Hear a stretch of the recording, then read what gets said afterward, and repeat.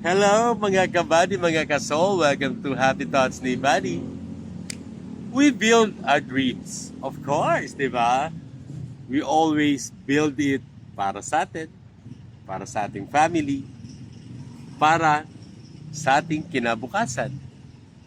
But what I have learned is we need to build our dreams according to God's will.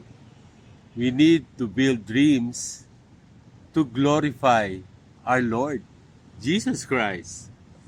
Like the Tower of Babel in the Old Testament, ngayon ko lang naintindihan ngayon ko lang nabasa, actually yesterday.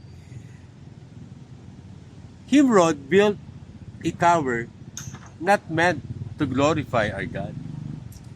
He built a very huge and tall building for himself.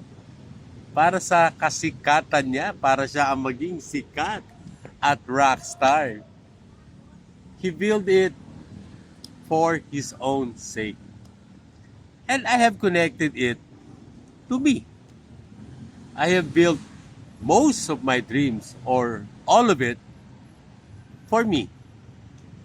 Hindi to glorify our Lord. That's a sad story.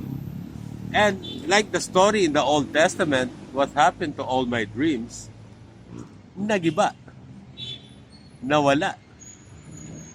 But our good Lord is not a bad God.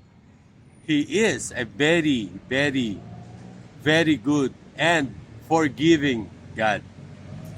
So, we need to rebuild it. We just need to rebuild our dream.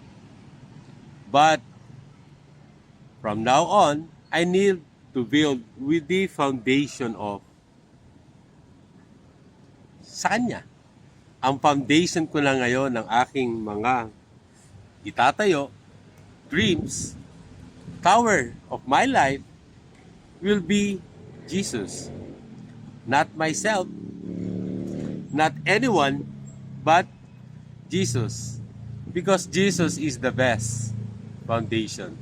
And I know, hindi gigibain yon ni Father God. Di ba?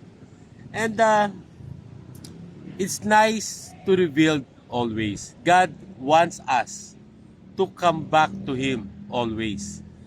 He will never turn His back to us. We just need to repent to our sins and go back to Him. And that is my happy thoughts.